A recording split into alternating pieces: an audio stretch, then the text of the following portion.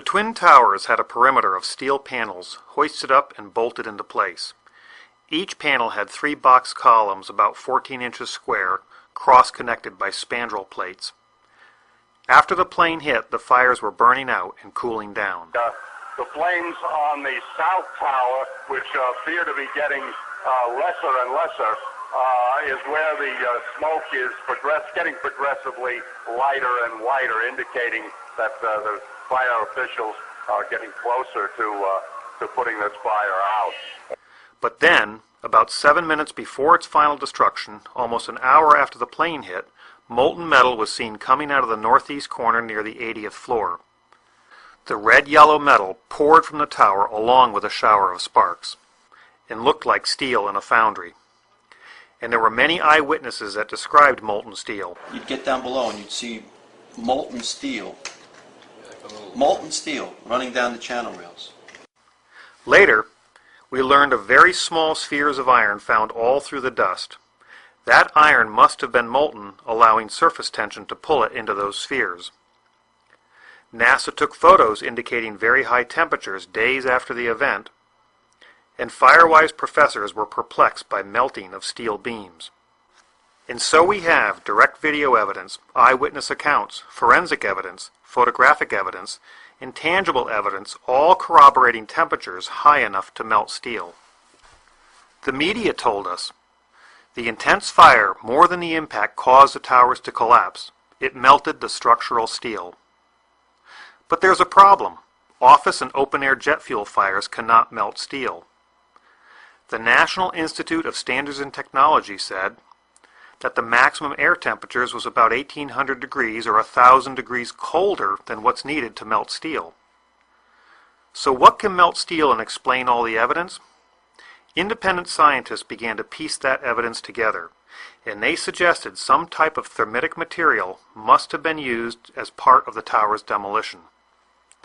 Thermite is a mix of iron oxide and aluminum, and thermate is a mix of thermite, barium nitrate, and sulfur. But NIST ignored much of the evidence of molten iron or steel. They provided their own theory for that yellow metal pouring from the tower.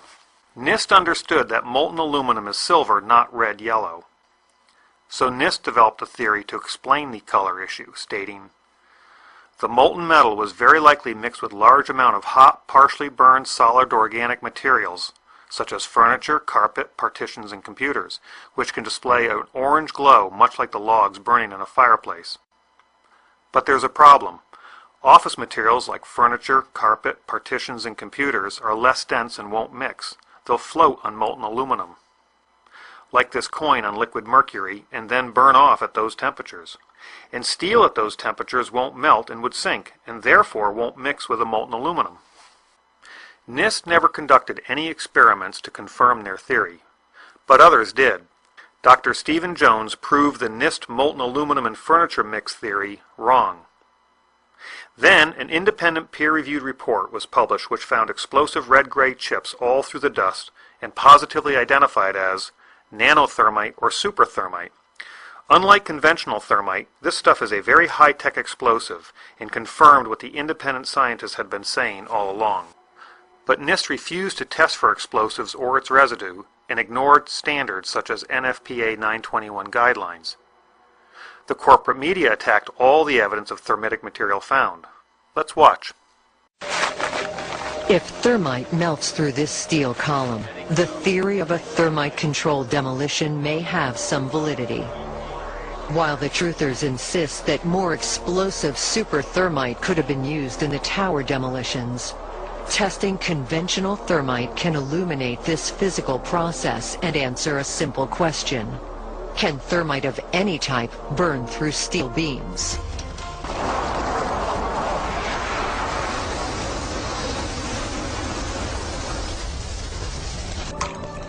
Despite 175 pounds of thermite packed around the steel column, it remained undamaged.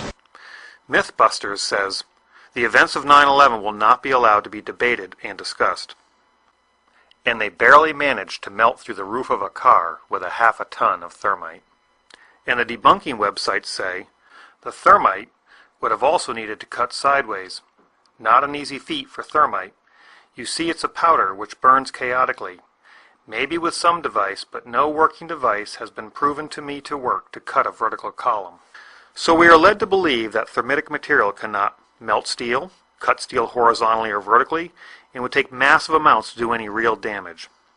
So who's right in this great thermate debate? NIST and the media? Or the independent researchers and scientists who stand nothing to gain? It's time we conduct our own experiments to answer these questions. Can thermitic material melt steel?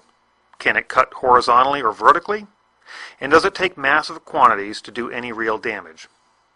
Many wide-flanged beams were also used in the construction of the towers, connected in a variety of ways. Could thermite cut or weaken such a connection? Using the same beam from my eutectic steel video and another 12-inch beam, I proceeded to make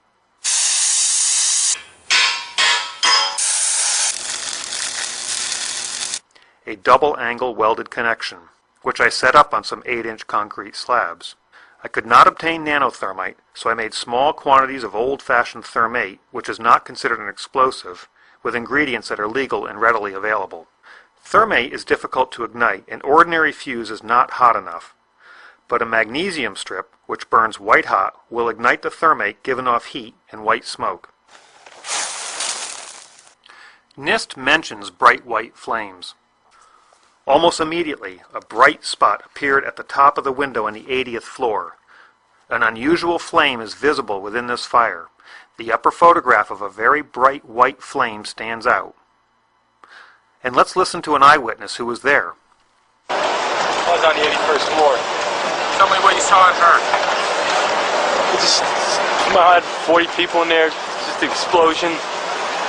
There's a light flash out my window, my whole doorway to the entrance to my office blew open. Could these white flashes be some sort of igniter for the thermitic material? In addition to giving off heat and white smoke, thermate produces lots of small spheres of iron. These iron spheres are a natural byproduct of thermate and not from any steel. Just like those iron spheres found all through the dust. I'm an engineer who designs and builds things, and I'm certainly no explosive expert. My first problem was to find a container that could hold the thermate long enough to melt the steel while not melting itself. I didn't think that steel would work as a container, so I had to improvise using some normal roof tile that I cut in half. I then had to devise a way to hold it against the connection.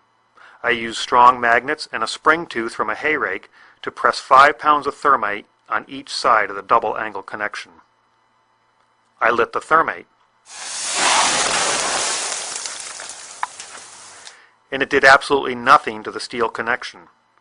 Maybe thermate cannot melt steel, and maybe National Geographic was right. But the steel did not melt, meaning that perhaps a container could be made out of steel after all.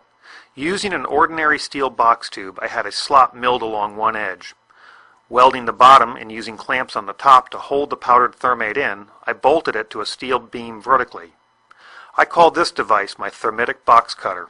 With only 1.5 pounds of thermate, or less than 1/100th of what the National Geographic experts used for their experiment.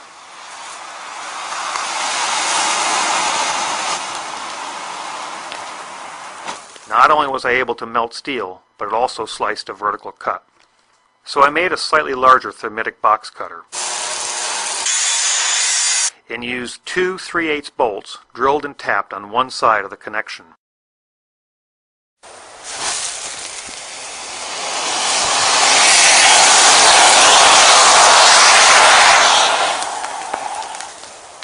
It only took a slight twist to break it completely off. I noticed as the thermate burned, it tended to lose its cutting power, perhaps because it could expand into the area where the box cutter previously burned. So I built a piston-driven box cutter using a compressed car hatch piston. I added sheets of tungsten to minimize the burnout and allow the piston to slide better.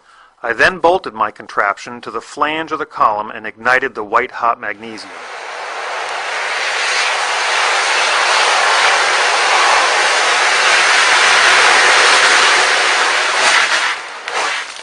It appears that not only can thermate melt steel, but it can also cut vertical columns.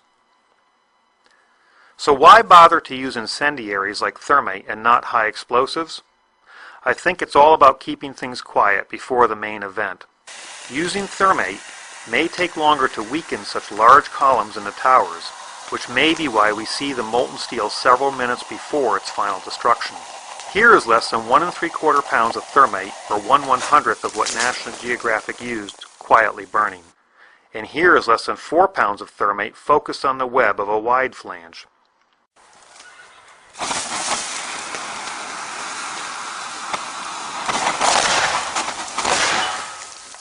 Which can also be set up on a vertical column. The web was reduced in thickness with gaping holes, thinned to almost razor sharpness, with a Swiss cheese appearance. NIST rarely mentioned explosions except to say that they didn't exist.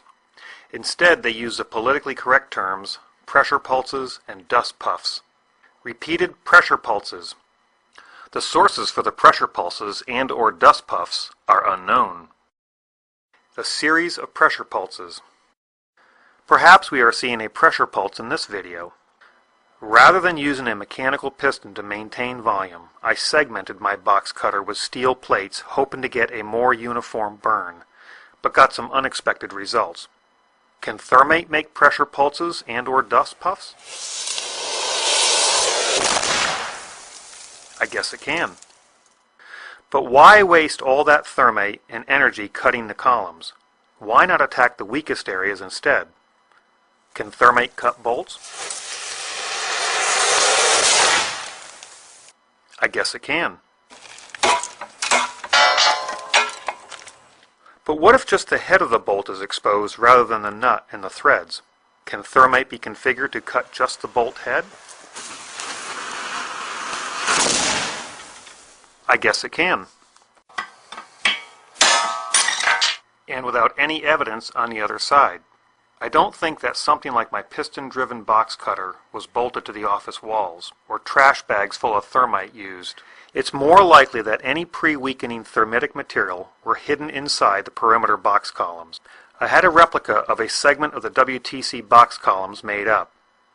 And like the Trade Center iron workers, I bolted the segments together. It made 2 sets of my 2 bolt blasters, placing them in the access hole.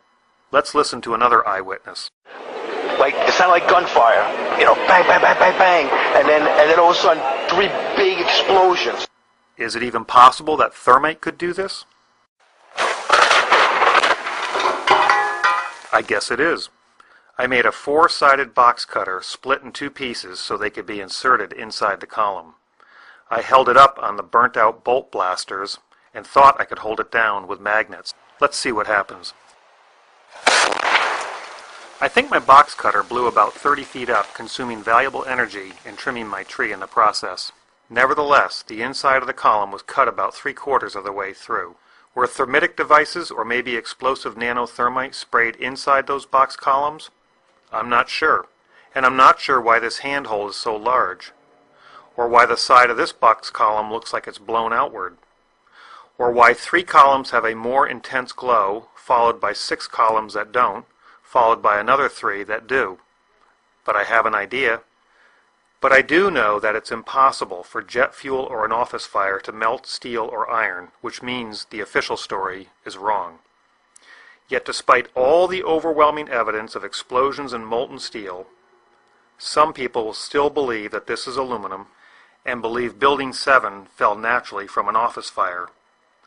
But those people will believe anything. Meanwhile, the government lies while the media hides the truth about 9/11. Can thermite of any type burn through steel beams?